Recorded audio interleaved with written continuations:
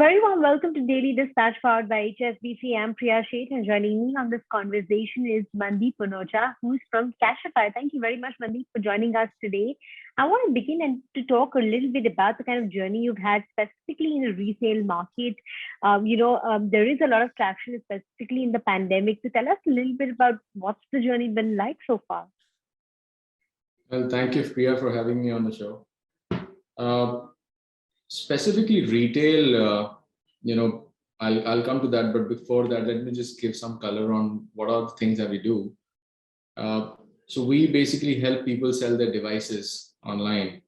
And if you have an old smartphone lying in your house, you can sell it very conveniently on Cashify's platform. For the last 1 year, we saw a lot of people, having a lateral demand for new devices, especially laptops and smartphones, because the way people work changed. Everybody was working from home. Kids had their schooling from home, so every household required an alternate electronic device in the house. So we saw the demand for used handsets go through the roof.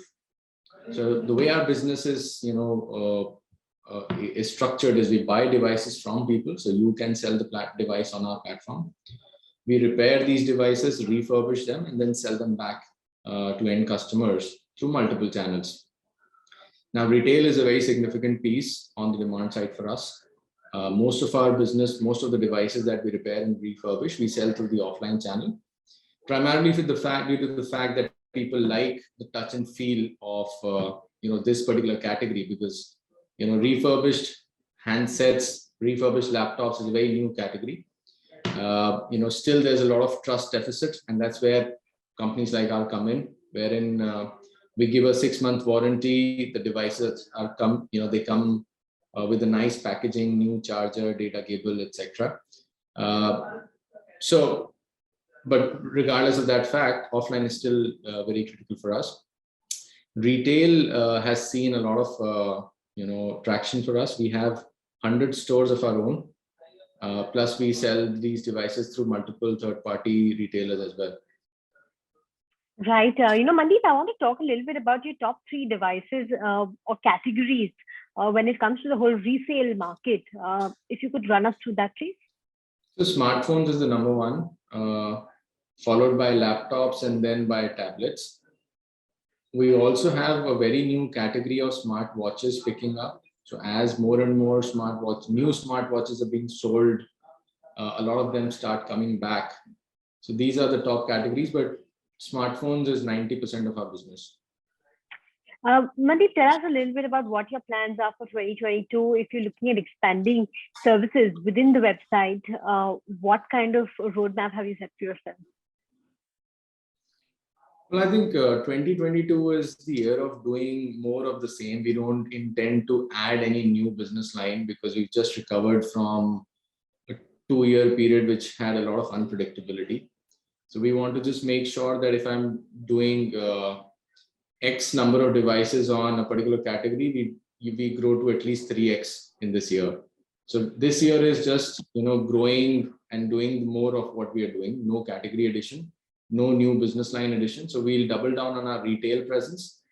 So we have 100 retail stores of our own. We aim to reach about 250 retail stores by end of this year.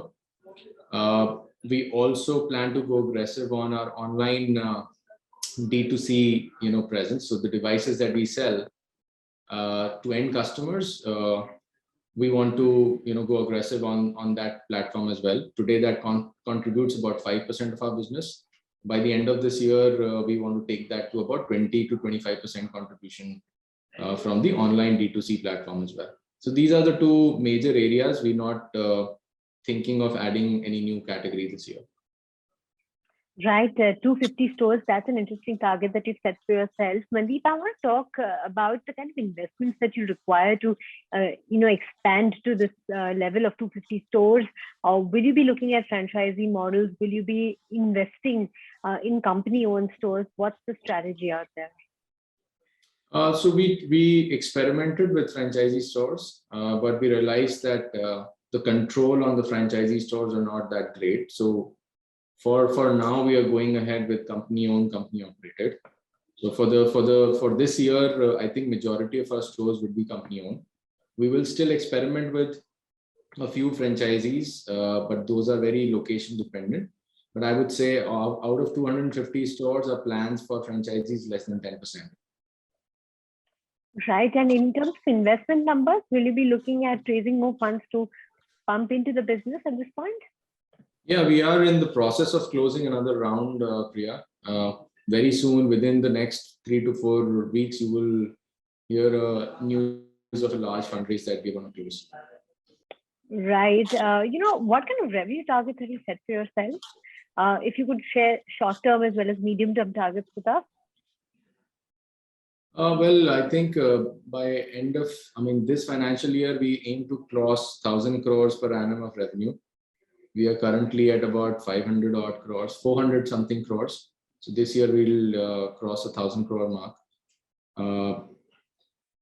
By the end of next year, by the end of 23, which is December 23, we aim to clock in upwards of 2,000 crore revenue. Right. And what's the road to profitability then? Within the next 18 months. Right. That's an interesting target that you've set for yourself. We'll be closely monitoring that. What about competition in this space, Mandeep? We've seen so many players emerge in the whole resale space, specifically as a category, it's picked up. So how do you view aggressive competition at this point? Well, honestly, we haven't seen a lot of competition in the past, which is a blessing as well as something that we feel competition always pushes you to strive harder and do more stuff.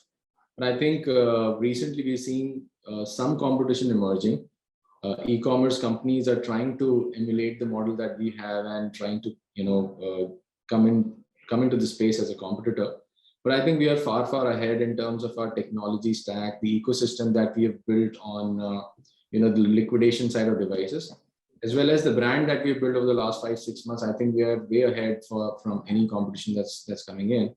Globally, we are seeing a lot of traction in the space. There are companies which are now valued upwards of $5 billion in US, Europe, and China. So I think this space is getting really exciting. And I think it's important as well. I mean, people have to, sit up and realize that circular economy is really, really important. We all have large number of devices lying in our house. The consumption is through the roof, but I don't think a lot of people think about recycling or bringing those devices back so that the life cycle can be extended.